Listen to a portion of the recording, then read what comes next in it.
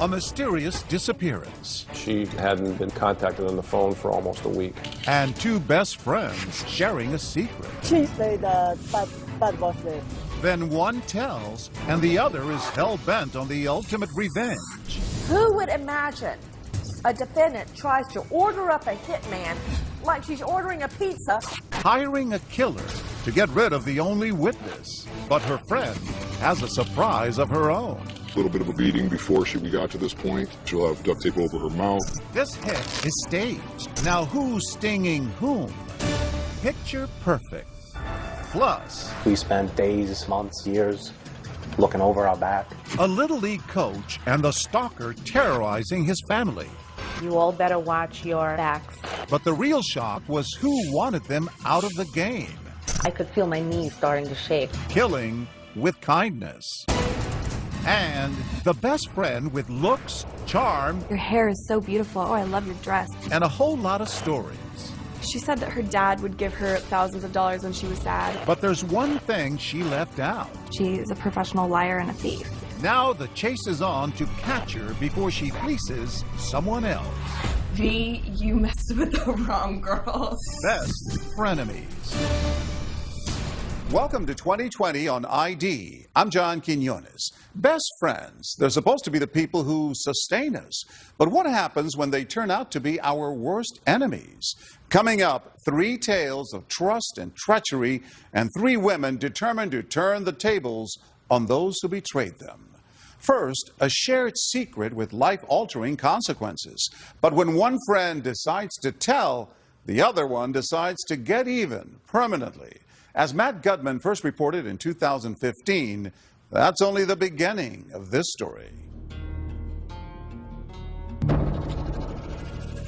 For any predator, this lush vegetation, flashed by murky brown water at the very end of the Florida Everglades, is exquisite terrain, especially to dispose of someone you just killed. This may look like the site of a bloody murder scene, but hold on, folks, this is not what it seems. And what is about to happen to the victim is the key to a twisted tale of betrayal and revenge. It is one of the craziest and bizarre murders I've ever studied. All right, so Augie, let's come over here. See, these guys are not from the coroner's office. They're an elite squad of Broward County Sheriff's officers called the Viper Unit. They've given 2020 unprecedented access to this elaborate sting designed to foil a murder plot against this woman, Maria Calderon, who's just become one of the walking dead. How's it feel to rise from the dead? To understand the story of this photo, start by taking a look at this photo. That's Maria back in happier times with her bosom buddy, Jacqueline Luongo. We care for each other, yes. I guess it's not so common that someone who cares for another person would want them dead. That must hurt. Yeah.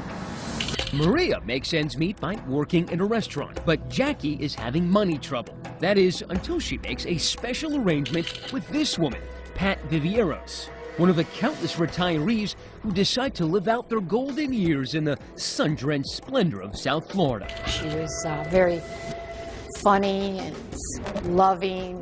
She loved animals. If you ever needed her, if you were in a jam or whatever, she would be there for you. But Pat needed help getting around. She agreed to let her friend Jackie live with her in exchange for some occasional driving. At the time, it made sense. They were friends, and besides, they both loved dogs. Pat was living off her pension and an annuity from a life insurance policy worth $50 grand. She'd swing by the local bank to pick up her regular checks, and police say when Jackie figured this out, visions of money and murder started dancing in her head. When you have no money, no apartment, no gas for your car, $50,000, in her opinion, was worth more than Pat's life. She exchanged Pat's life for $50,000. Then in August 2014, Pat Vivieros disappeared. She hadn't been contacted on the phone for almost a week. But wait, a woman matching Pat's description is later seen at this bank trying to cash Pat's most recent check. Then, for reasons still unknown, Jackie has a revealing conversation with her old friend Maria. She said Pat was dead. Pat was dead. Yes. Did you realize it was a confession when she told you? Yes. Why did Jacqueline spill the beans to Maria? She thought she could trust Maria. But if Jacqueline thinks her friend is loyal enough to help her get away with murder, she's profoundly mistaken. Instead, Maria calls the cops, telling them Jackie can be found behind the wheel of this banged-up Toyota Solara. Pretty big break. Yeah, it was. Once that tag is run, the alert's coming back to a vehicle that we're looking for, potentially somebody involved in a homicide that we need to interview. Cops, including veteran Broward County homicide detective John Curcio, head straight to Pat's garden apartment. There may have been a small struggle in the bedroom, but one of the dressers was kind of knocked off to the side, out of place, but you know, it wasn't like there was a huge altercation. The officer, you know, going in the closet is what found her in a garment bag, and she was in an advanced state of decomposition. Sign of strangulation, pillow? Well, her head was entirely encased in tape. Like mummified? That'd be a good description. We still don't know how many days she sat, decaying, decomposing in that closet. Think about it. She just didn't deserve it. I mean, that's just the bottom line. The coroner would officially say Pat died of asphyxiation. Jacqueline is tracked to this cheap motel and arrested. Her body, cops claim, shows signs of a struggle, as well as evidence of some criminally mediocre tattoo work. Curcio says he knows Jackie did it, and why. Hide the victim's body as long as possible and keep on accessing withdrawals from the life insurance policy. She's actually purchased a wig so that as she's attempting to cash checks, you know, she's a blonde female rather than a brunette. Remember that bank video? Guess who? So she's impersonating the person she killed. She's impersonating the person she killed whose checks she's trying to cash. Jacqueline Luongo puts on a wig to look like Patricia. That's video the jury will certainly appreciate. New details on a disturbing discovery in Deerfield Beach. As the bizarre murder makes the local news, the sheriff's office has arrested a woman they say killed her roommate and then tried to hide her body. Jackie is charged with murder. But Jackie decides to ignore her right to remain silent. Instead, cops say that from behind the walls and concertina wire of the Broward County Jail, Jacqueline Luongo begins concocting a diabolical legal strategy. She was actively soliciting within her cell a group of people. Does anyone have anyone who could help me remove a witness? Craig Brown runs the Viper unit. He says one of their jailhouse informants has tipped them off. Jacqueline is planning another homicide. I feel like you'd want to keep that kind of thing secret. You'd be surprised. You'd think that, but you know what? There's got nothing but time, and our suspect in this case was actively seeking to anyone who would listen. Hey, do you know anyone who may be able to help me take out a witness? That witness? Who else? Jacqueline's old friend and confidant, Maria Calderon. What could possibly cause this woman to want you dead so badly? Because in her twisted mind, she thought that with no witness, there was going to be no case and she can walk out. Now the Viper unit swings into action, and the sting is on. Hello, this is a free call from an inmate at North Broward Detention Center. The informant puts Jackie on the phone. She thinks she's been hooked up with a bona fide hitman named Neil. At lunch, no less, enjoying some of South Florida's best conch chowder. Hey, Neil. Hey, how's it going? Just woke you up. But this guy's really one of Craig's guys. That's why we can't show you his face. She said you want to call somebody? Yeah. Well, what I wanted to talk to you about first is that I had some money in my property. As Neil finishes his meal, the caller orders off the menu. One dead Maria Calderon served cold. The negotiations begin. So you feel comfortable and you know things can be done right? I'll do half up front and half when it's done. So you know you're getting what you want. Okay. And, you know, we talked about 2 and 2 though, right? I thought it was 4. Since the exact amount is $3,900. That's how much I have. Okay, so all right, call 4. So do 2 up front and the rest when it's done. Okay. The deal is sealed, and apparently so is Maria's fate. For just under $4 grand, one murder coming right up. And Neil adds one final touch. When it's done, you know, I was going to show you pictures so you know that it's done. Okay. So you're not going to see it on the news, so I'll take some pictures and you can see the pictures so you know it's done before I give you a half. The Viper unit is playing its mark like a Stradivarius. And before the music stops, Jackie will face the fake hitman, the fake lawyer, and a fake corpse. Kind of a crazy thing to have to do, right? And a very real reckoning with justice. I just love it when a killer's plan all fits together. Stay with us.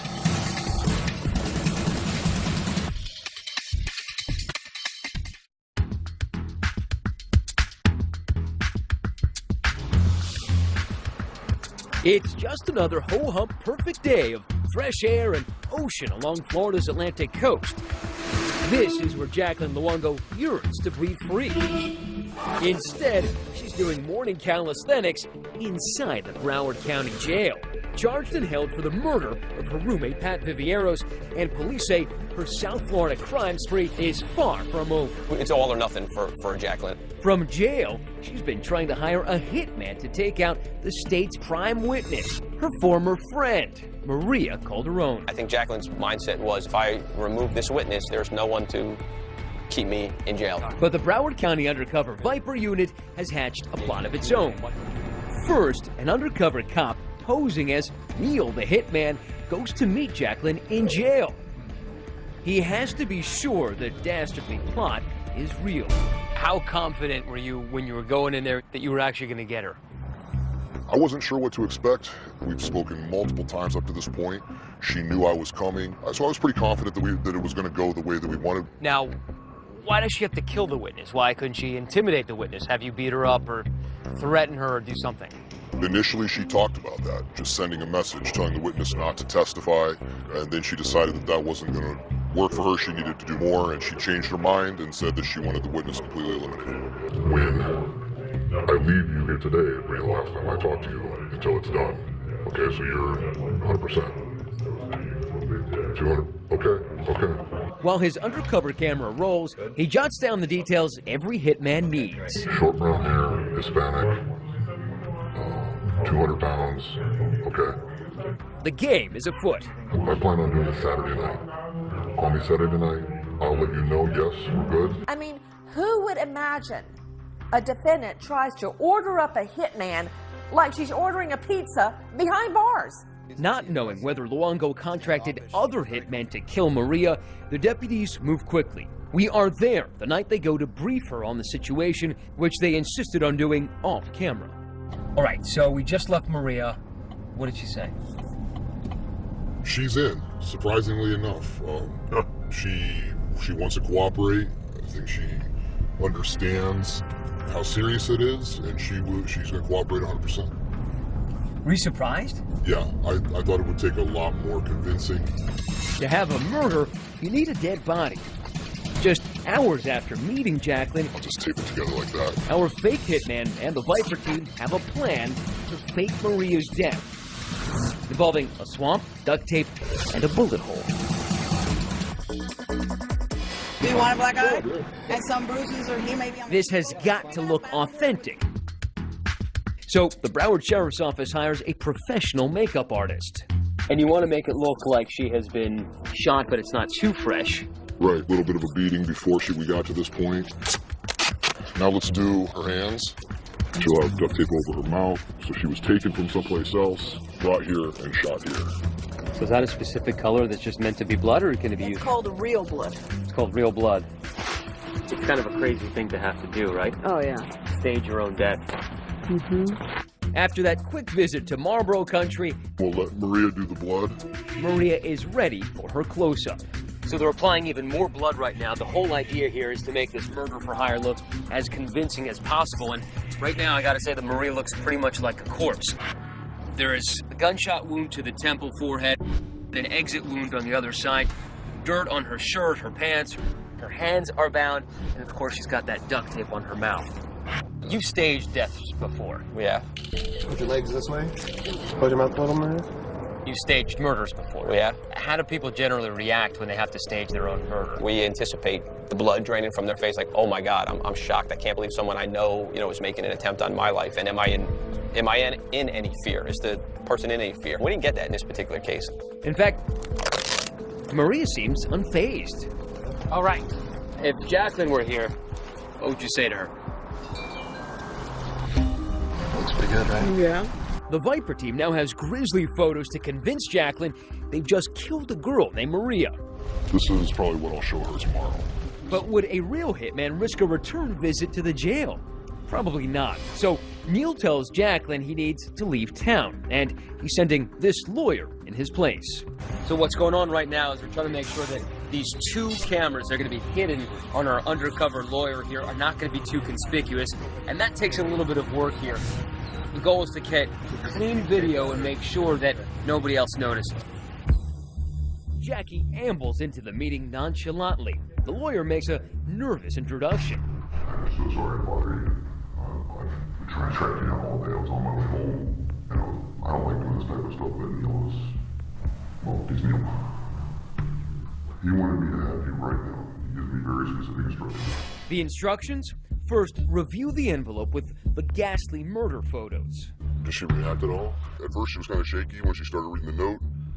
And she opened up the second, third pages, and, she's kind of looking at the pictures, and she's kind of nodding her head, and just like a acknowledgement. Yeah, she definitely, yep, looks good.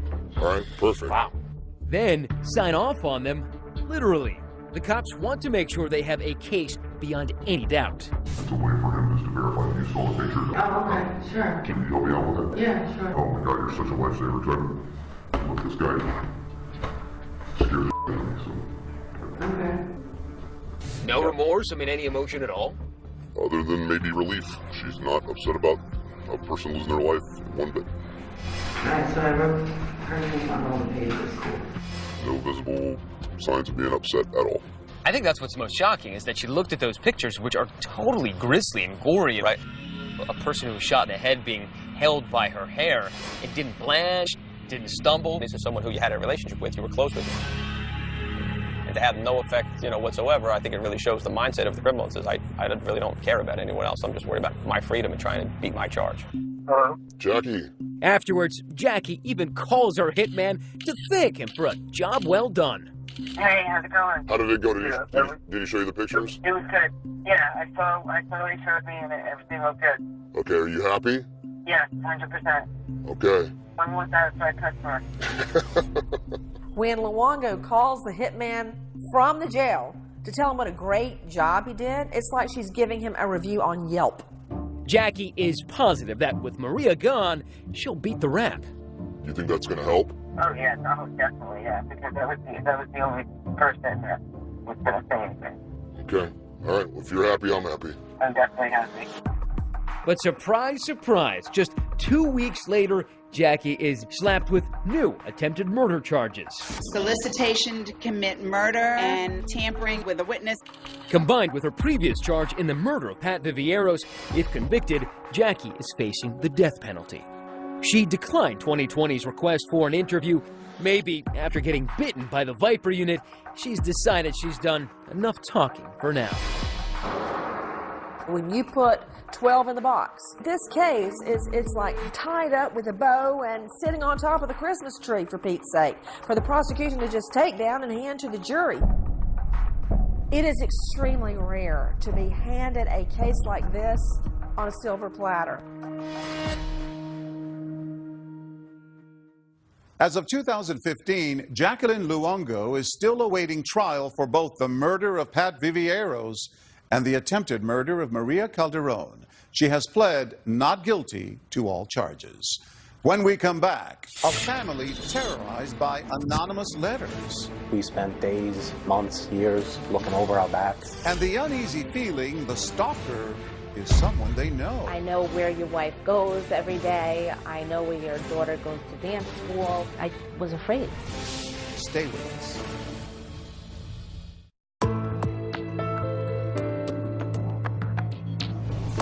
Chances are, if you throw kids together in an activity, friendships will form.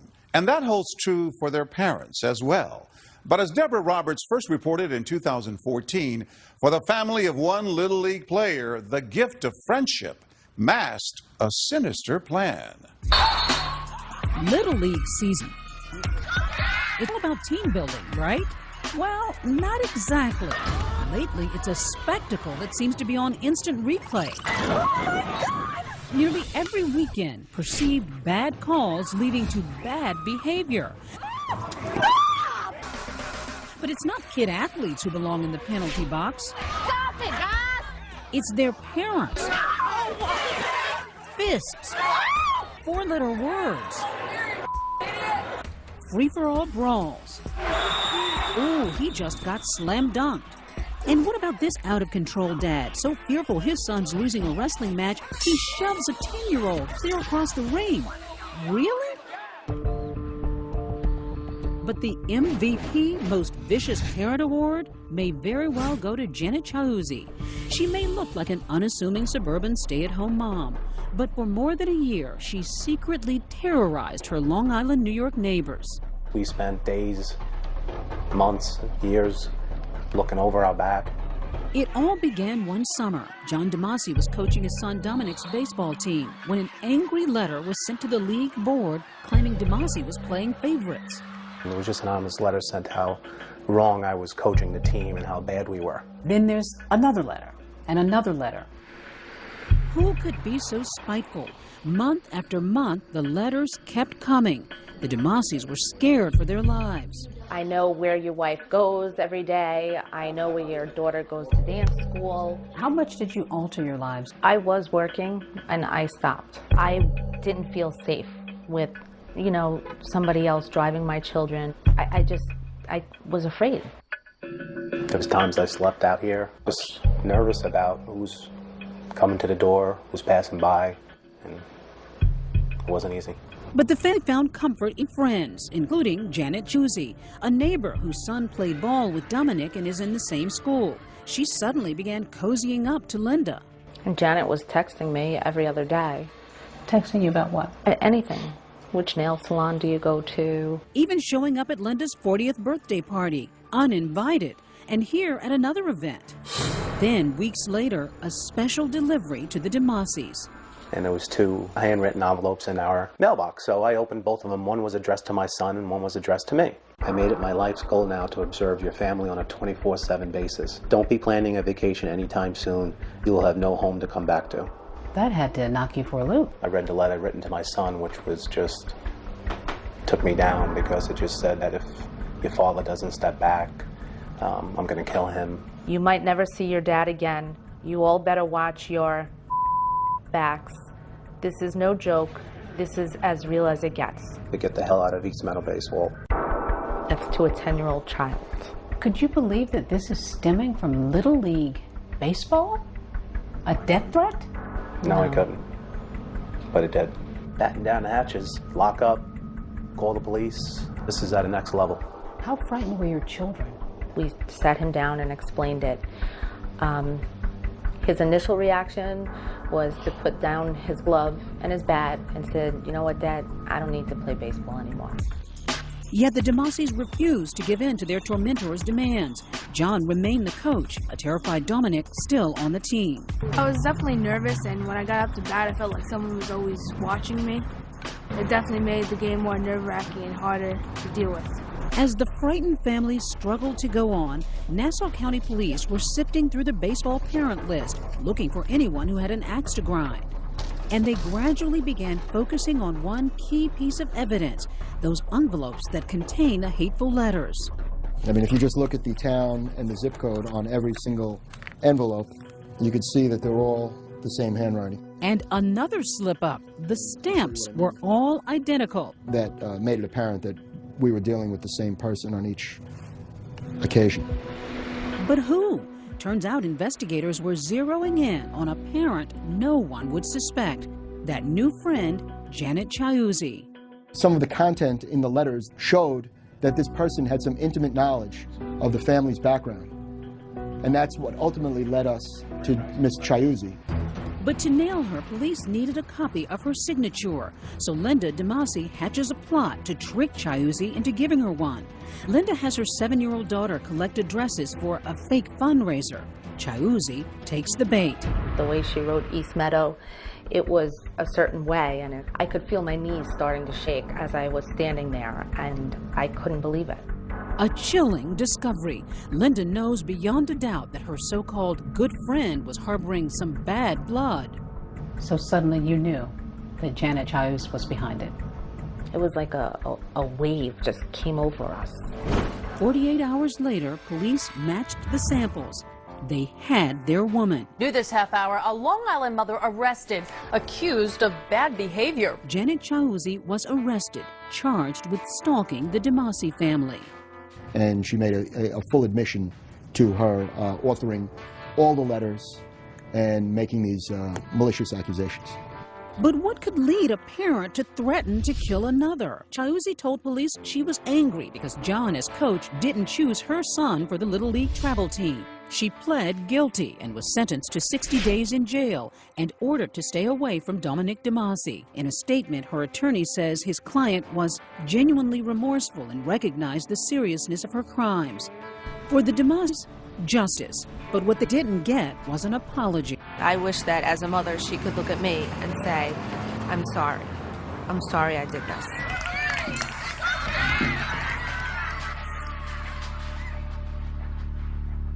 Janet Chiuzzi was released from jail after serving her sentence. Up next, BFFs. They party together, shop together, share everything. She told me that her mom had just died. But this friend was sharing a lot more than she knew.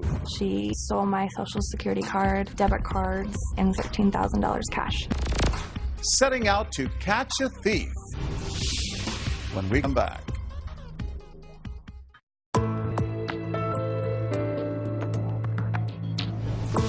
She got their trust. Then she was suspected of getting pretty much everything else. Money, credit cards, even a passport. That's what a slew of young women say about the woman they thought was their BFF. In 2014, Chris Connolly followed her on the run over months and thousands of miles, leading some to ask, with friends like these, who needs enemies? Can we just pretend? Seems like few could set it off in a club like 24-year-old Vichka Lee. To be more than just friends. Over the top for everything. Rocking a micro mini with looks to thrill. A lot of crop tops, tight pants, sexy. The woman who called herself V enjoyed life on the dance floor. She loved dancing, drinking. At hotspots in and around Portland, Oregon. She likes attention. She liked to stir stuff up, right? Yeah. V's relentlessly over-the-top attitude had its offbeat appeal for young women like Sonia. I mean, I didn't even know the girl, and it was like, oh my God, I love you. We need to hang out again. For Leilani. She uses her cuteness to make friends and boyfriends. And for 22-year-old Taylor Nunes. This aspiring pastry chef says that at the start of their 4-month friendship, V was sweet as pie. Your hair is so beautiful. Oh, I love your dress. Oh, your skin is so nice. Okay, that's like a lot of compliments. Away from the bright lights and loud music, Taylor and others would come to suspect that V was a serial identity thief and that she and her famous duck face liked to stick her pals with the bill. She was really good at telling her lies. She's a professional liar and a thief. Despite early misgivings, Taylor became pals with V, who had money to take her shopping. She'd even console Taylor after the death of her beloved Chihuahua, Leopold. After that, she was constantly there for me, and so I thought I could trust her. Before long, V had picked out an apartment for the two of them to share. So obviously both your names were on the lease because you were renting it together. Should have been. She doesn't have rental history, so her name couldn't be on the lease. That's what she told you. That's what she told me. Pretty soon, strange things started happening. $400 in unfamiliar charges turned up on Taylor's credit card. Then on a shopping run, V flashed some big-time cash. And she was buying like $2,000 worth of bedroom and house stuff, and she was going through her wallet, and there was so much money in there. Only 24 hours later, when Taylor checked her bedroom for the money, did she have an idea where V had gotten all that cash? She stole my Social Security card, debit cards, and stole $13,000 cash. So right in front of you, yeah. She was buying stuff with the money she'd stole from you 24 hours before? Yeah, I knew that it was her who had to have taken it. This is my bedroom. When Taylor took us to the scene of the alleged crime, her feelings of violation and betrayal were still vivid. I was so distraught, I couldn't even stand on my own 2 feet. I felt like my whole world was falling apart. Along with Taylor's life savings, something small but precious to her was also missing. My really expensive hair straightener, and she'd been the only person in my room. Why aren't you telling her to get her behind out of your apartment toot sweet? I was so overwhelmed. I didn't know what to do, what to say. I was a mess. I was in tears. I was crying so hard, and she was trying to convince me that the previous tenant could have still had the key and they could have come into the apartment and gone through my belongings. Like, most fabricated stories ever. But I was so distraught, and this was supposed to be my best friend. In days, V had gone from best friend to frenemy deluxe. Now she was gone, period. She said she was going to go to LA for a week. That was 3 months ago, and still no V. Why do you think out of all your friends in your circle, she picked you? Because I'm gullible. I'm not very good at hiding my vulnerability, and I believe she preyed on that. She took advantage of your good qualities. Yeah. How does it make you feel? Pretty awful. Like, it doesn't necessarily pay off to be nice. 16.6 million Americans were victims of identity fraud in 2012, and only 9% got the police involved. But Taylor did. Do you think V qualifies as a frenemy?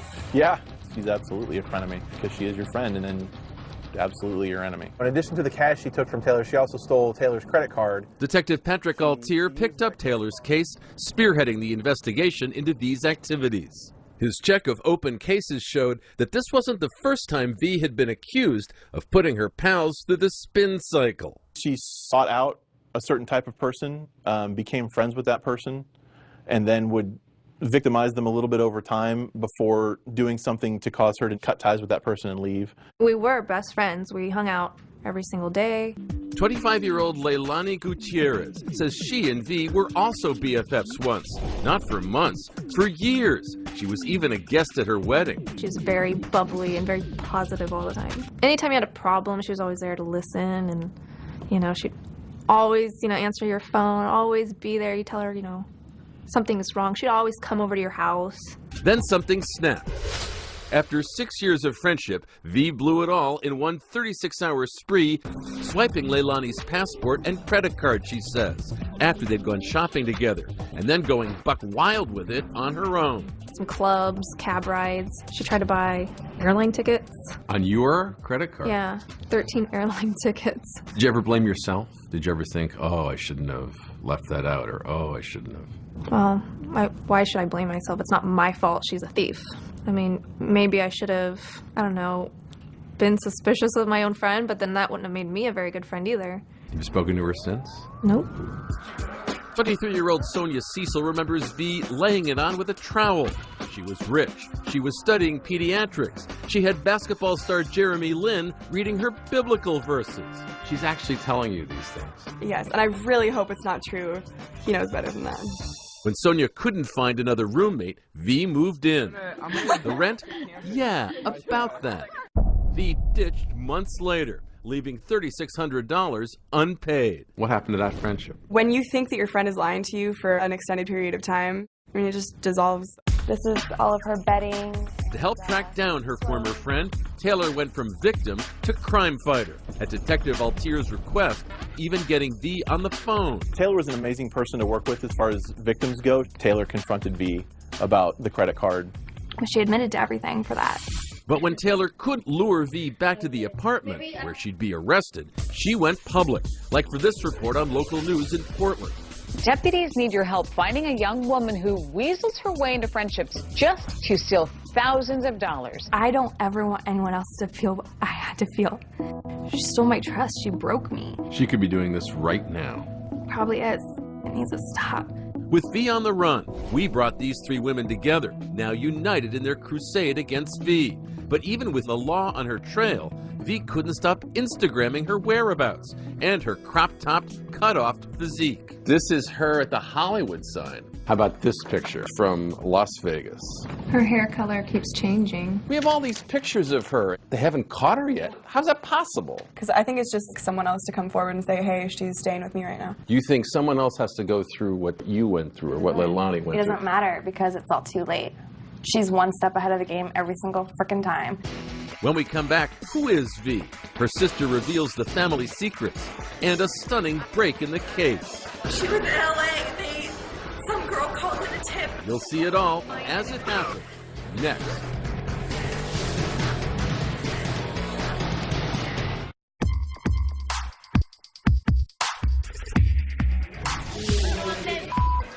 Scenes from a life on the lam. Vishka Lee, known as V, flashing dance moves and poses from Vegas to LA on Instagram, to a host of one-time pals from Portland whom she'd allegedly ripped off for tens of thousands in cash, trips, and luxury goods. Happy Halloween, suckers! I stayed home on Halloween because I was too upset because of her. Because I couldn't face going out because I hate her so much. Taylor Nunes says she lost everything to V, from her $13,000 in life savings to her $200 hair straightener.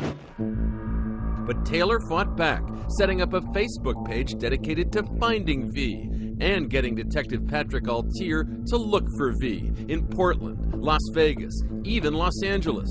Sonia Cecil felt certain V's last dance was drawing near. We're gonna find her. Where can she run and hide? Come on. You got this. You're the reason she's gonna get caught. So when she's in jail, you can go visit her and just laugh in her face.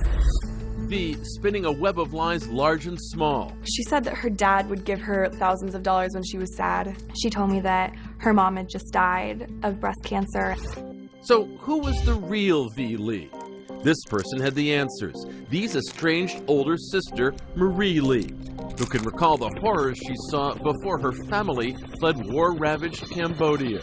Maybe she's not endured life like I am, where witness death in front of you. And V, she never saw these things. No. These parents struggled to succeed doing farm work and wanted their daughters to live the American dream.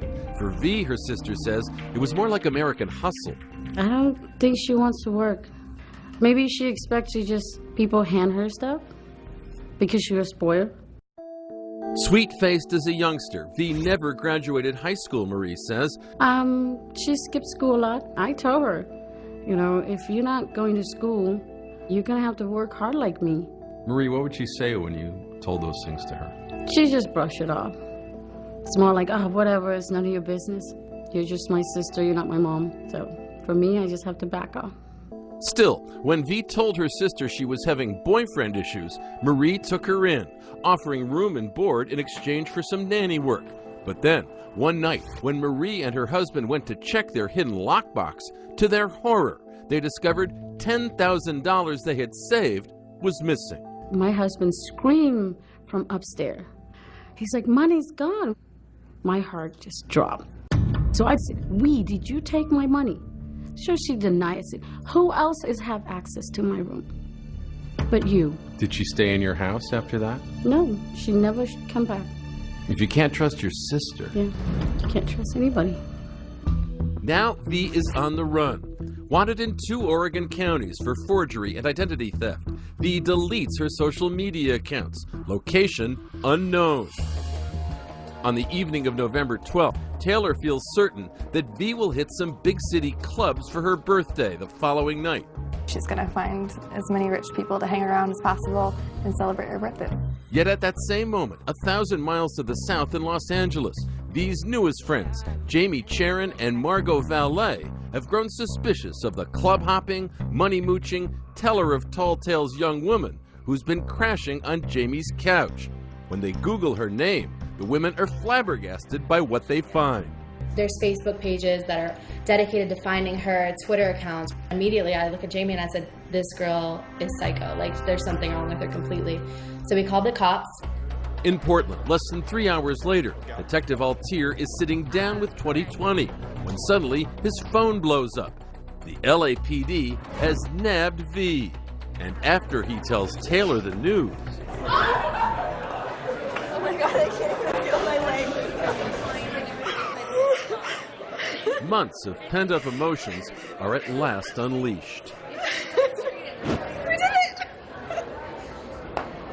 I thought this wasn't gonna happen. I did it. I got V. Lee arrested. I can't believe it. You scramble upstairs as events unfold rapidly.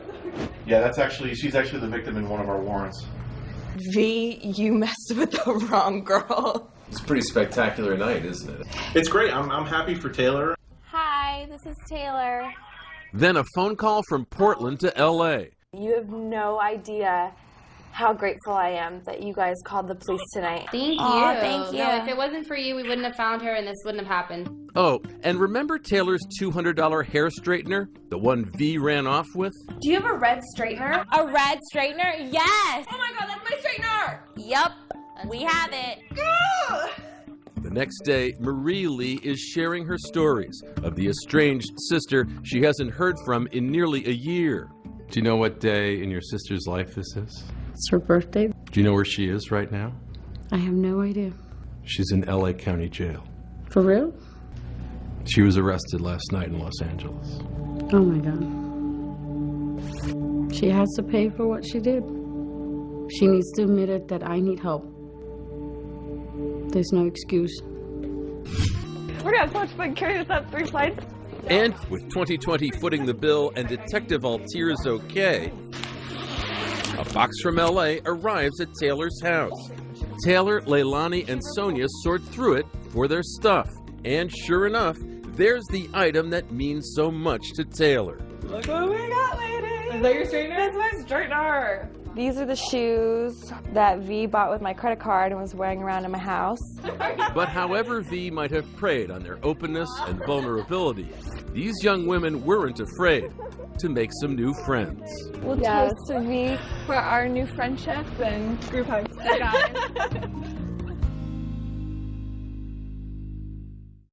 As part of a plea deal with prosecutors in Oregon, Vichka Lee pled guilty to 1 count of first-degree theft and 2 counts of identity theft relating to her interactions with Taylor and Leilani. She was sentenced to 6 months in jail in order to pay restitution in those cases.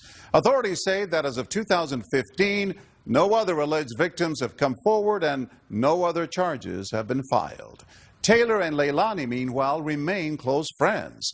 Taylor reports she's more cautious these days, but has moved on with her life. And she says, I put a smile on my face and put my high heels forward. I'm John Quinones. Please join us next time for another edition of 2020 on ID.